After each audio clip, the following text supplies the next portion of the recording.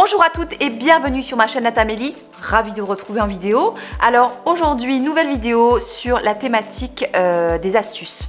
On va partir sur une vidéo astucieux, donc je vous avais dit que j'installais ce thème de vidéo en fait sur ma chaîne. Et on a fait précédemment donc les astuces sur le teint. Et là, je vais vous donner 10 astucieux. Bon, il y a des choses que vous aurez peut-être déjà vues ou déjà entendues dans cette vidéo parce que il y a des choses qui sont quand même assez connues. Mais je les mets dans cette vidéo parce que tout simplement ça fonctionne bien. Donc c'est important quand même d'en parler et je regroupe dans cette vidéo ce qui est important pour les yeux tout simplement.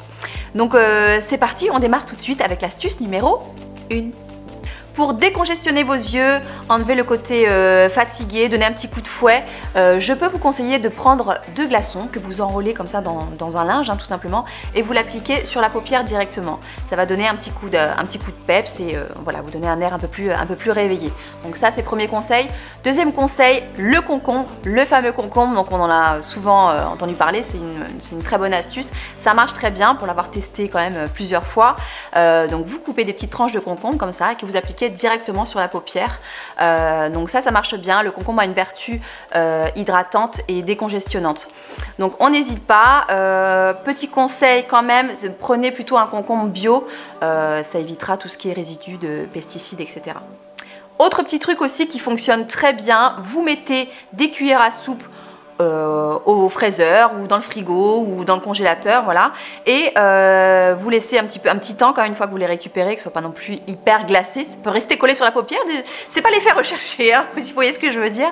Voilà, vous laissez reposer un petit peu et ensuite vous les appliquez quand même sur toute la paupière. Là, de suite, vous ressentez l'effet fraîcheur, ça donne un vrai coup de fouet. De bon matin, ça réveille.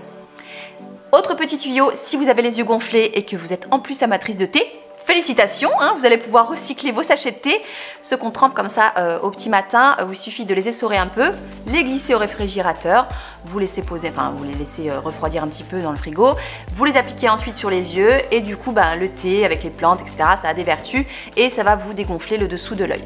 On évite quand même tout ce qui est thé, menthe poivrée, etc., ça pique un peu. Je peux vous conseiller aussi l'eau florale de Bleuet. Donc là, on trouve ça en magasin bio. Donc moi j'ai trouvé ici à côté de chez moi. C'est pas mal en fait pour apaiser un petit peu le dessous de l'œil aussi. Si on n'a pas le temps de se poser, couper le concombre, etc. Je peux tout à fait le comprendre. On se garde ça pour le week-end. Et la semaine, juste avant de se maquiller, vous passez ça avec un coton sous les yeux. Ça apaise aussi, c'est pas mal du tout. Autre produit qu'on peut trouver en parapharmacie ou aussi en boutique bio, donc c'est une lotion de soin rafraîchissante et là qui réunit le bleuet et le concombre. Donc c'est pareil pour toujours réhydrater le dessous de l'œil, apaiser, etc. Là vous pouvez l'appliquer aussi sur tout le visage, donc toujours au coton. Et je vous conseille de mettre ce produit là au frigo et donc vous utilisez ça le matin et voilà, ça donne un bon petit coup de fouet aussi. Et enfin, dernière petite chose, il y a un produit qui est quand même assez connu, on en a souvent parlé sur YouTube. Si vous avez l'œil un peu rougeâtre, l'œil très fatigué, vous pouvez utiliser les gouttes d'Inoxa. Donc c'est un produit qui est bleu, il suffit de mettre 2 gouttes dans l'œil et ça vous redonne en fait un œil un peu plus éclatant. Pardon, je bafouille beaucoup dans cette vidéo, j'ai remarqué. Et du coup, ce genre de produit, c'est pas mal, vous pouvez le trouver en parapharmacie ou en pharmacie. Donc ça, je vous recommande également. Astuce numéro 2, l'hydratation. Donc l'hydratation de l'œil, du contour de l'œil plutôt. Donc ça c'est quelque chose que j'avais déjà parlé en vidéo donc pour les astuces teint, mais je le reglisse ici parce que c'est un indispensable pour les yeux. Il faut s'hydrater le contour de l'œil, que vous ayez 20 ou 60 piges, c'est la même. Encore faut-il utiliser un bon contour des yeux, tout simplement. Alors moi j'utilise celui-ci depuis un petit moment, je vous en avais déjà parlé, c'est le Clinique Pepstar, donc c'est un cocktail de vitamines. Ce que j'aime bien c'est que le packaging est très pratique, il y a une bille aussi qui permet de bien appliquer le produit, et ça permet de faire des petits gestes massants et ça c'est bien pour décongestionner le dessous de l'œil tout simplement. Donc voilà, je vous recommande ce produit vraiment. Astuce numéro 3, la correction. Corriger son cerne. Donc là c'est quand même assez technique, donc je vais essayer non plus de ne pas rentrer trop dans les détails parce que sinon, à mon avis, je vais vous perdre à cet instant précis de la vidéo, n'est-ce pas? Donc c'est pas le but. J'ai juste envie de vous dire que moi, il y a encore quelques mois en arrière, je dirais plutôt quand même quelques années, faut exagérer, je confondais quand même le correcteur et l'anti-cerne. Mais c'est deux choses bien différentes, à savoir, avant de mettre l'anti-cerne, il faut mettre du correcteur. Si vous avez quand même un problème de couleur de cernes un peu violette ou des cernes trop marronnées, donc c'est important de faire un travail de correction. Je m'explique. Il s'agit quand même d'une étape importante, donc je prends quand même quelques secondes pour parler un petit peu du sujet. Surtout si vous avez vraiment des problèmes de cernes très colorés, marron, violet, etc. Ça peut vraiment vous aider. Donc du coup, je vous mets quand même, que vous puissiez suivre, je vous mets le cercle chromatique juste ici, ou ici, ou ici. On verra au montage. Attention, tenez-vous bien, on passe à l'explication du cercle chromatique. Je vais en perdre peut-être 2 ou 3 là sur le coup. Non, c'est quand même assez simple. Moi, je l'ai mis en face de moi pour être sûre de ne pas me tromper. Si vous avez le dessous de l'œil plutôt violet, donc on est sur le violet, vous prenez la couleur opposée et on est sur une teinte jaune. Donc il vous faudra un correcteur jaune. Si vous avez le dessous de l'œil plutôt bleu, la couleur juste en face qui se trouve sur la flèche juste en face, c'est le orange. Donc il vous faudra un correcteur orange. Donc voilà, c'est comme ça qu'on arrive à trouver vraiment la bonne teinte. Bon, évidemment, il y a plein d'autres subtilités qui rentrent en compte, comme voilà, le fond de teint, etc. par la suite et tout. Enfin, il y a plein de trucs. Je vais pas rentrer dans les détails techniques. On fera appel à une maquilleuse pro la prochaine fois. Mais vraiment, par exemple, il y a des produits qui sont très bien pour ça. Vous pouvez trouver facilement la bonne teinte. Moi, je connais une palette de correcteurs. Je la connais moi, mais elle est très connue, c'est la palette de chez Make Up For Ever, voilà, où il y a vraiment toutes les teintes disponibles, et puis c'est un produit qui fonctionne très bien, donc je la recommande aussi. Je sais que chez Bobbi Brown, pour y avoir été très récemment, d'ailleurs, on vous en parlera dans une vidéo un peu plus tard parce qu'on a décidé de faire une collaboration ensemble. Mais ils sont très forts sur le teint et notamment en termes de correcteurs, anti-cernes, etc. Il y a vraiment un large choix et là, vous pouvez aussi très facilement trouver la bonne teinte. Voilà, donc utilisez le bon produit mais surtout corrigez avant de mettre l'anti-cerne. Il faut vraiment passer par l'étape de correction. C'est un petit peu de la triche entre guillemets, hein. Les filles sont très fortes pour ça, mais ça peut être nécessaire. Astuce numéro 4, l'anti-cerne. Enfin, on en parle. Donc moi pendant très longtemps j'ai cru qu'il faisait correcteur, anti-cerne, rouge à lèvres, fard à paupières. Je pensais que c'était amplement suffisant. Mais non, il y a le travail de correction comme on en a parlé. Et ensuite l'anti-cerne qu'il faut appliquer pour unifier le tout, hein, tout simplement. Parce qu'avant on a corrigé la couleur. Et maintenant il faut lier un peu le fond de teint et la couleur qu'on vient de corriger, tout simplement. Donc on applique son anti-cerne, encore une fois, il faut choisir la bonne teinte. On est d'accord que s'il est trop clair, ça vous donnera un effet panda sous l'œil, c'est très disgracieux. Et au contraire, s'il est trop foncé, pardon, ça va gâcher tout le travail que vous avez fait en amont de correction, tout simplement. Petite précision quand même, c'est que le correcteur dont je parlais tout à l'heure, tout le monde n'en a pas besoin. Donc évidemment, vous switchez cette étape, vous n'allez pas corriger un cerne qui n'en a pas besoin. Si vous n'avez pas de bleu ou de cerne marron, etc., vous passez directement à l'étape de l'anti-cerne. On passe à l'astuce numéro 5, le poudrage. Poudrer son dessous de l'œil, ça c'est quand même aussi hyper important. Donc il faut en fait tout simplement tirer son œil comme ça. Et... Tu vas faire mal? Non, t'expliques mal. Ah merde. Je prends le relais, une petite pro, hop hop hop. Donc le poudrage, c'est simple, qu'est-ce qu'il faut faire? On a toujours tendance à penser que l'anti-cerne, il va pas, il fonctionne pas. Qu'est-ce qu'il faut faire? Hop, il faut tirer la paupière, enfin la paupière du bas vers le bas. On tapote pour bien enlever l'anti-cerne qui va dans les ridules et on poudre bien parce qu'on a souvent tendance à faire un poudrage juste superficiellement et du coup l'anti-cerne est toujours dans les ridules. Alors n'oubliez pas, hop hop hop, on poudre tranquillement et c'est fait. Allez, viens. Quelle intervention musclée! C'était pas obligé! J'y serais arrivée toute seule. Ensuite, astuce numéro 6, donc on passe à la base à paupières. Je vais réussir à le dire, je bafouille encore. Donc la base à paupières, donc moi, petite astuce quand même, et c'est quelque chose que je fais très souvent, pour ne pas dire presque quotidiennement, je n'utilise pas de base à paupières tout simplement, et j'applique mon fond de teint sur la paupière et que je poudre en fait avec ma poudre du visage tout simplement, et du coup ça unifie très très bien la paupière, et j'aime d'ailleurs laisser la laisser comme ça, enfin laisser ça comme ça pour un résultat naturel, ça tient très bien toute la journée, et moi ça me suffit amplement. Astuce numéro 7, le fard à paupières. Donc moi par exemple, quand je veux faire un résultat de ouf, tu vois, je sors mon fard à paupières du tiroir, le fard à paupières beige, tu vois. Ça c'est le truc hyper, tu vois. Non mais c'est vrai que pour un résultat naturel de tous les jours, moi j'aime utiliser un fard à paupières beige. Et voilà, ça me plaît pour les matins pressés par exemple, c'est parfait. Sinon, autre petite astuce quand même, c'est que pour qu'un fard à paupières soit plus pigmenté, ça je l'ai su tout récemment, il y a quand même une technique d'application. Par exemple, si vous l'appliquez de manière naturelle, comme ça vous avez plus tendance à aller de gauche à droite pour l'appliquer, et figurez-vous qu'il serait beaucoup plus intense si vous l'appliquiez de haut en bas. Bah ouais, écoutez, j'ai appris ça, je vous fais la démo en live, vous verrez que le fard à paupières est plus intense. Autre chose, il peut arriver que votre fard à paupières vous paraisse moins pigmenté. Voilà, il s'est passé un petit truc, vous voyez qu'il y a une sorte de petite pellicule dessus. Ne le jetez pas, hein, il n'est pas périmé ou quoi ou qu'est-ce, il suffit de gratter avec la pointe d'un couteau, que sais-je, votre fard à paupières et du coup bah, il retrouvera toute son intensité. Parce que c'est une petite pellicule de glaçage en fait qui s'est installée dessus du fait que vous ne l'avez pas utilisé depuis un petit moment. Ça concerne aussi tout ce qui est blush et produits poudre pour le visage, bien sûr. Astuce numéro 8 pour le crayon Kohl. Si vous êtes amatrice de crayon Kohl, que vous en utilisez souvent, vous saurez que c'est des crayons quand même qui sèchent aussi, qui peuvent sécher en tout cas assez vite. Et pour éviter ça, il suffit de brûler tout simplement la mine. Ça permettra qu'il retrouve toute son intensité. Et si au contraire votre Kohl est quand même assez gras, il a tendance à couler comme ça au lieu de la journée, vous avez le Kohl qui se retrouve sur le cerne justement. Pour éviter ça, il suffit tout simplement donc d'appliquer votre crayon Kohl, voilà, et de poudrer votre crayon Kohl. Donc ça c'est quelque chose qu'on ne pense pas spécialement. Vous poudrez tout simplement, elle est vraiment en ras des cils et du coup ça permettra de tenir beaucoup plus longtemps. Si vous souhaitez faire un trait de liner mais vous ne voulez pas qu'il soit trop marqué, vous appliquez du Kohl en ras de cils et vous le floutez avec un petit pinceau tout simplement. Ça vous fera un trait voilà, moins noir, moins marqué. C'est une technique que j'ai beaucoup utilisée lors de mes make-up, vous aurez pu le voir. Et c'est aussi valable pour celles qui adorent le liner mais qui ne savent pas tellement l'appliquer. Si tu vois ce que je veux dire. Un petit truc aussi en passant, ça vous le savez, si vous me suivez depuis un moment, c'est quelque chose que j'aime énormément faire, donc c'est quand même une petite astuce. Si vous souhaitez agrandir un maximum votre œil, utilisez un crayon beige à l'intérieur de l'œil. Voilà, je l'ai dit assez souvent, je le fais régulièrement, mais je le glisse dans cette vidéo parce qu'il a toute sa place.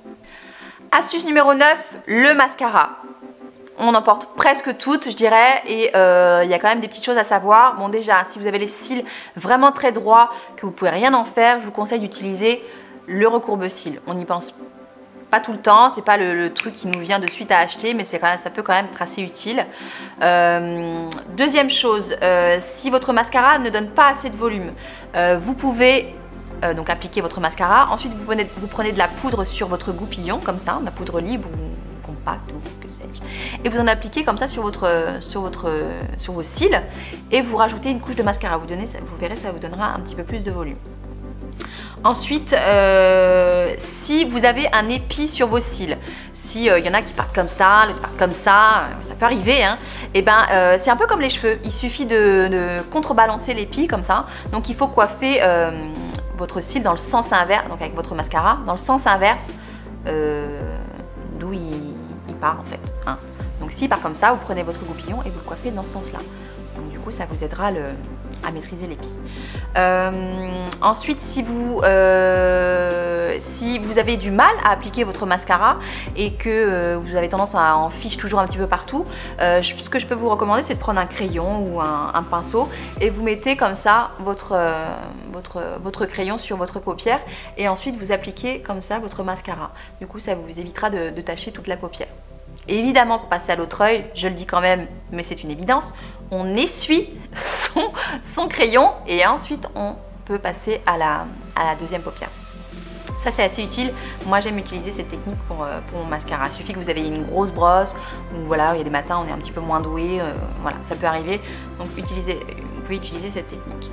Et enfin dernière chose, donc ça je l'ai souvent dit, mais si vous faites une tâche, voilà, vous êtes mal débrouillé, vous laissez sécher, n'essayez pas de l'enlever tout de suite sinon c'est carnage, vous laissez sécher et ensuite vous grattez avec votre goupillon ou le coton-tige aussi marche très très bien. Astuce numéro 10, et pas des moindres, les sourcils. Tout le monde sait que c'est ma spécialité, hein, n'est-ce pas? Non, mais il faut dire quand même que je me suis améliorée ces derniers temps. Vous l'aurez remarqué. En tout cas, moi, je me sens plus à l'aise. Voilà, quand je l'ai fait le matin, je me sens déjà mieux.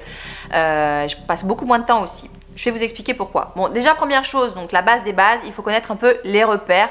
Donc, je vais y aller brièvement. Je vais vous expliquer comment on trouve les repères pour avoir la bonne ligne de sourcil. Donc, il suffit, donc, dans un premier temps, pour connaître la tête du sourcil, prendre le coin du nez, le coin de son œil et ça vous donnera la tête de votre sourcil. Si vous voulez connaître à l'endroit où le sourcil doit s'arrêter, vous prenez le coin du nez, le coin de l'œil et ça vous donnera là où il doit s'arrêter.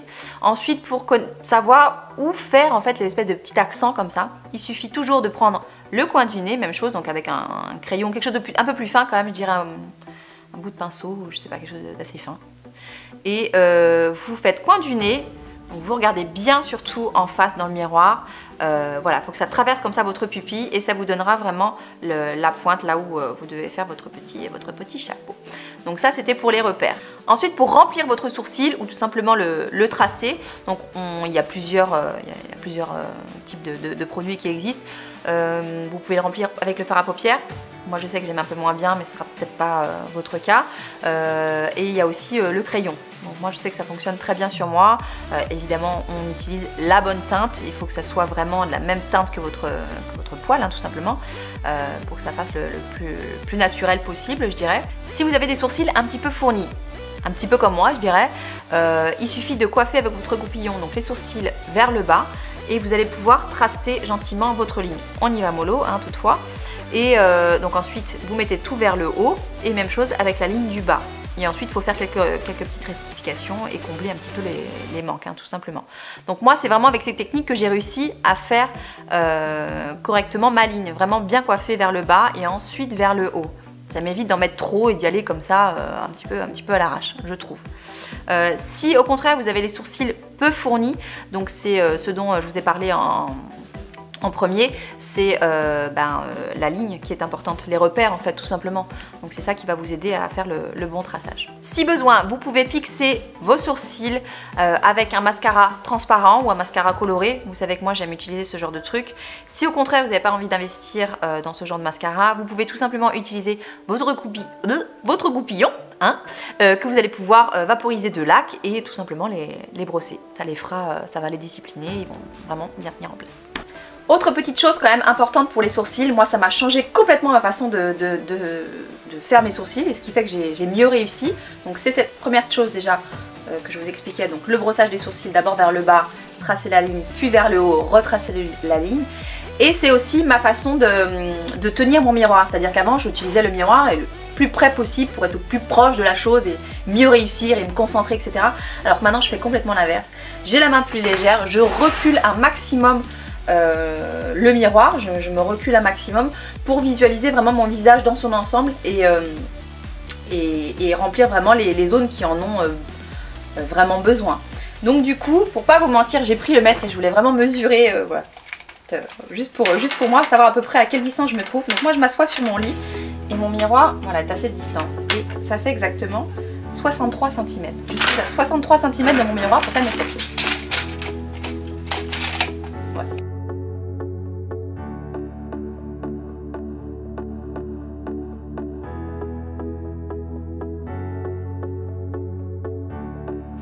Dernier point, c'est quand même, ça fait quand même partie des astuces, donc astuce numéro 11 quand même, le démaquillage. Voilà, c'est bateau, mais c'est quand même hyper important, c'est ce qui permet de préserver vos cernes, vos poches sous les yeux. Voilà, faut faire attention quand même, le contour de l'œil est très sensible, donc on reste pas maquillé toute une nuit, on ne dort pas avec son make-up, hein. Et voilà, donc du coup, on utilise un démaquillant. Donc si vous n'avez pas sous la main de démaquillant, vous êtes chez quelqu'un, vous avez oublié ou je sais pas, vous pouvez utiliser une huile végétale, donc par exemple l'huile de coco pardon, qui est très bien, elle est douce, elle se rince facilement et ça sent bon, donc ça démaquille bien aussi accessoirement, ça va servir. Et donc ça c'est pas mal, vous pouvez trouver ça un peu partout je dirais, ou en boutique bio, parapharmacie ou quoi. Ensuite concernant le démaquillant, moi j'aime bien utiliser en ce moment donc le baume démaquillant de chez Clinique. C'est pas mal du tout, c'est pareil, c'est très doux, ça se rince bien, ça démaquille bien, donc c'est très efficace. Et pour les petites flemmardes, ça peut m'arriver aussi, voilà, on rentre tard, on a une soirée, on n'a pas forcément envie de se foutre de la flotte comme ça partout. Et ben il y a les lingettes démaquillantes qui là aussi peuvent rendre bien des services. Et bien voilà, c'est la fin de cette vidéo, donc j'espère que vous avez appris quand même des petites choses dans cette vidéo. Il y a des choses quand même qui étaient assez connues comme le concombre, voilà, c'est quand même des choses qu'on a déjà entendu parler. Mais je me suis dit, voilà, l'idée un petit peu de ces vidéos spéciales astuces, c'est vraiment de tout regrouper au même endroit. C'est-à-dire que si vous cherchez une astuce, vous avez oublié ou un petit conseil, etc., hop, vous avez juste à recliquer sur la vidéo. Donc je me suis dit que c'était pas mal. Et puis n'hésitez pas, pardon, j'ai fait que bafouiller toute la vidéo, c'était une catastrophe. Mais on arrive au bout quand même, donc j'espère que ça vous a plu. Je vous embrasse et je vous dis à très bientôt.